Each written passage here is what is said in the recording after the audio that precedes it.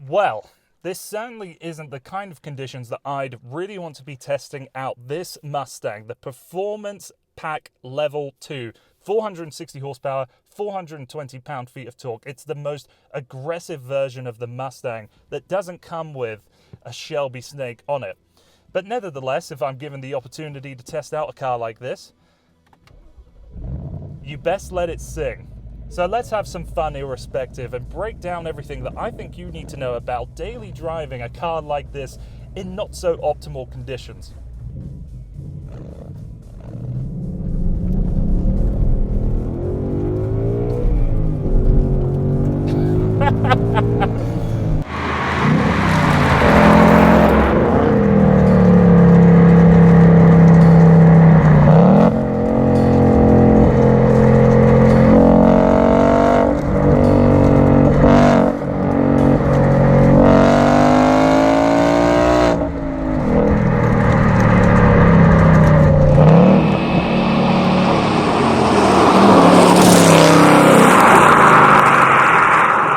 So the weather and the conditions have been fluctuating quite a lot here in my hometown. If you're unfamiliar with Canmore and just kind of how we approach the autumn season, we have it for about a week, if we're lucky, and then the snow comes down, of which you'll see the evidence of in this video. But it's warmed up a bit. We've been hanging around the 5 to 10 degree mark, so we're still quite a far ways from the optimal operating conditions of these Cup 2 tires. They're basically racing tires for the road. There's no tread on them at all, but surprisingly, I've had very little concern with driving this thing in these conditions. You can hear a lot of the grip being picked up by the sticky rubber being thrown up to the underside of the car, and that's why when you look at the exhaust, there's actually a couple of tiny holes in between the metal exhaust tip and the metal exhaust pipe. This is so if there are any little bits of stone that have got themselves caught in that space, hopefully they'll be able to find their way back out again. The tires have the malleability at this temperature of hockey pucks, but every time I get into this car and just feel the tires after a little bit of driving, I can feel that they've warmed up a bit. And in the mornings where I might be a little too aggressive with the throttle, you'll find the back end chatter a little bit. It's searching for that grip. So again, I haven't been able to push this car. Do not take this review as the be-all and end-all when it comes to the driving experience of this Mustang. But I want to be able to provide the most accurate information that I can, talk about everything that I've learned with my time in this Mustang, and then at the end of the video, of course, I'll place it in my ranking system and provide a couple pros and a couple cons when it comes to this vehicle. The Performance Pack Level 2 is only available with the GT Fastback, and you can only get it with the manual transmission. The 10-speed of what you'll find in the EcoBoost and this new GT V8 model can come with the Performance Pack Level 1. So what does this Performance Pack Level 2 give you? Well, you've got that splitter up front, a unique spoiler in the rear, these Cup 2 tires, and the Cup 2 tires are 305 wide with a 30mm sidewall in all four corners. And because they actually have a thinner sidewall, the overall ride height of the Mustang is lower slightly in comparison to the other GT models. It comes standard with the Magno rear logical dampers that are 20% stiffer up front and 30% stiffer in the rear.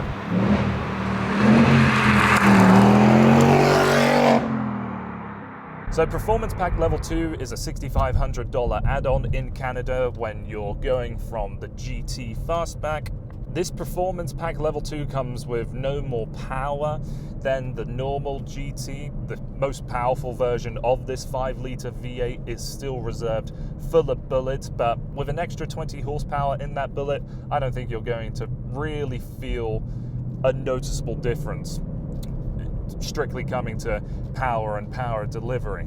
The 6-speed manual transmission has certainly received some flack in the past, and from myself as well. My dad owns a 2015 EcoBoost with a 6-speed manual. Because I've had plenty of experience with his car, getting into this one isn't difficult or strange to me, but I know when I first started driving his car, I always thought the bite point of this clutch was a bit high. I've never had as much of an issue in a car trying to find the optimal bite point of which I have with this Mustang. But actually, I'm going to come to a stop right here because maybe this will be something interesting to note for a few of you. Okay, so let's just pull over. I'm now at a standstill. I'm going to put the car in first gear. I am not going to touch the throttle. As I lift my foot off the clutch, the computer is automatically revving. So as I do this, I'm able to let off the clutch with zero input on the throttle and be able to crawl away. That's something I definitely can't do in the EcoBoost models. I don't know if that's always been the same with the GTs. I haven't had any previous experience.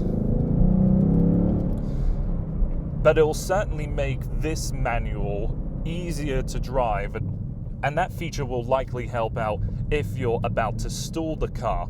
Another feature with this manual transmission that will certainly sway some individuals, I personally love this feature, is the automatic rev matching. So I'm in 4th gear, going into 2nd. That's all up to the computer trying to match the engine speed and the speed of whatever gear you'll be going in. Makes shifting a lot smoother, and it's a lot of fun to just go into 3rd just to go into 2nd.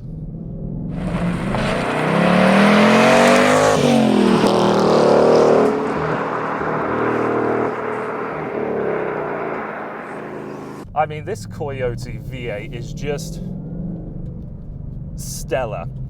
It takes a little for this engine to come alive, sort of underneath 3,000 RPM, nothing too exciting is going on, but it requires some intent from your right foot and the throttle pedal to get some energy going. So I'm going to come to a stop here.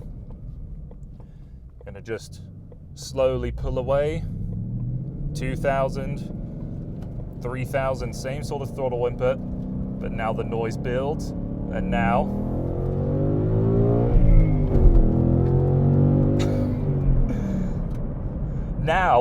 it wants to get involved.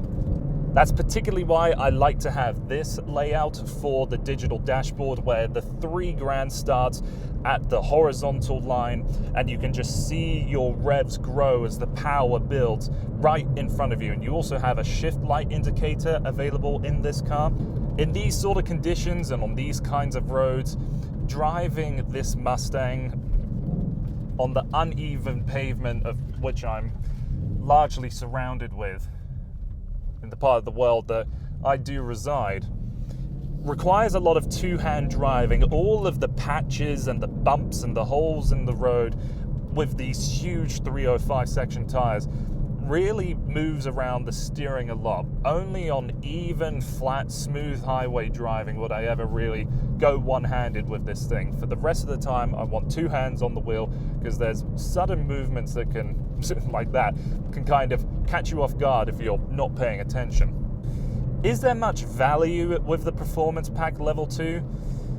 Well, this is probably the closest you are going to get to a Shelby. There's no doubt in my mind that if you're looking for the GT350 or the GT350R, but that $12,000, just you don't have that extra cash, then I see absolutely no reason to bother. You've got plenty of power with this engine.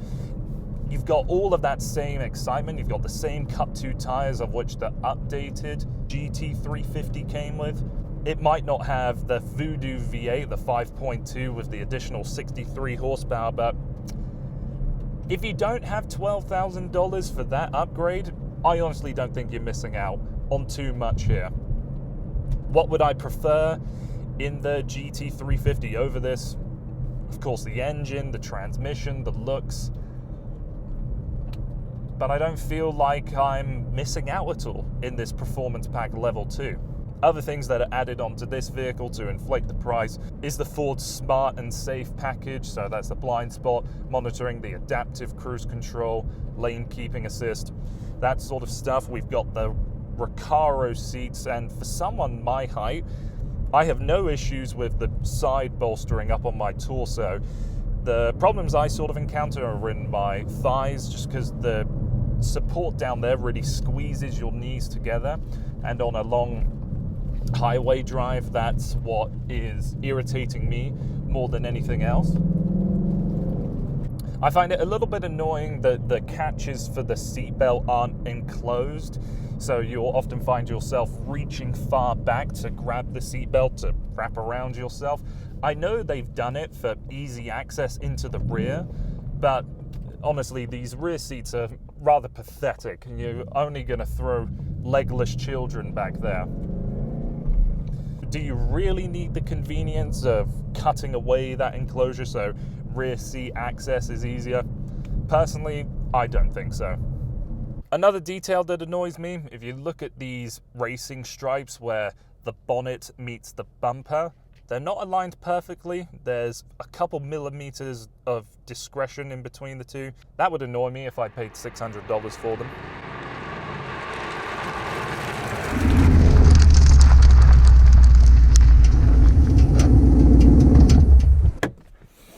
So when it comes to the Performance Pack Level 2, the Mustang does benefit in some key areas in terms of styling. The tires and the wheels are probably going to be the most notable things about this design, but when you go to the front, you'll see just how significantly larger that splitter is. Ford says it's good for an extra 60 pounds of downforce, and it's good enough to break your ankles.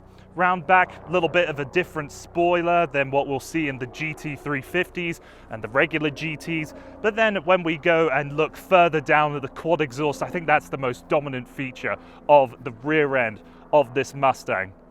Even though I don't think this Mustang is the best in terms of design, I still have to give that award to the GT 350R. That car, in my opinion, is one of the best looking cars on sale today.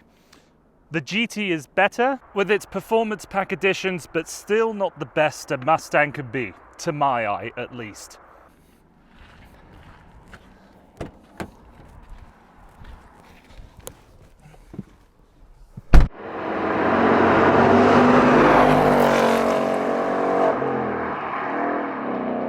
Talking about the different driving modes, when I actually picked up this car, I praised to the Lord Almighty that we had a snow wet mode, which was probably limiting the power input of what I was going through in the throttle and just engaging the traction control in its most alert setting. But after driving around for a couple hours, I felt a little more comfortable to go into normal, my mode, sport, and track. There's also a drag strip mode as well. Sport Plus will slacken the traction control slightly, and track mode will turn it off altogether. Something you'll notice every time you go for a blast in sport or track mode and you turn the car off and you get back into it, it always reverts to the standard normal mode of where you'll see the little Mustang rear end highlighted underneath your tag. And so I finish up this review by being in a bit of an odd spot. I really don't think I've been able to exercise this Mustang properly, and because I don't have many comparisons to vehicles such as these in this kind of environment, I can't tell you if it's better or worse than any of them, but it has been incredibly easy to live with this Mustang, with its nearly bald tires and its very aggressive driving character.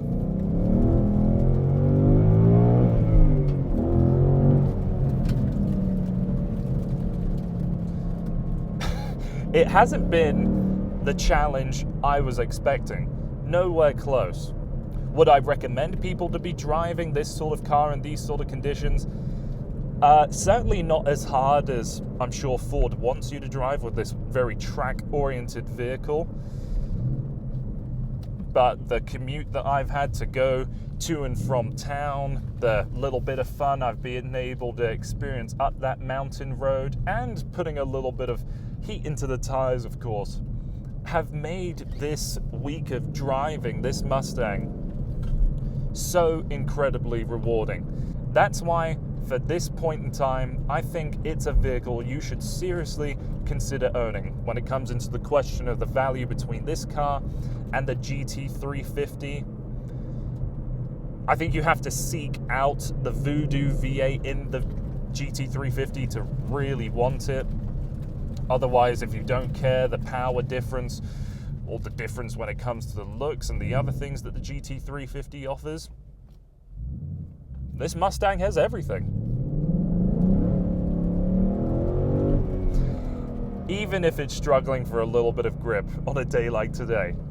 So that's been everything from me. Thank you so much for taking the time to watching this video. Please like the video if you like it, and share it if you think other people will like it too, or if they're out there to go out and buy themselves a brand new Mustang GT. I'm sure they'll enjoy this video too. And if you wouldn't mind subscribing just down below and giving me some comments about what you think of this style of video I'm trying to pursue. Like I said in my previous video, trying to do something a little bit different, trying to be a little more creative, so I would really appreciate any input that you have. Thanks for watching, and I'll see you again soon.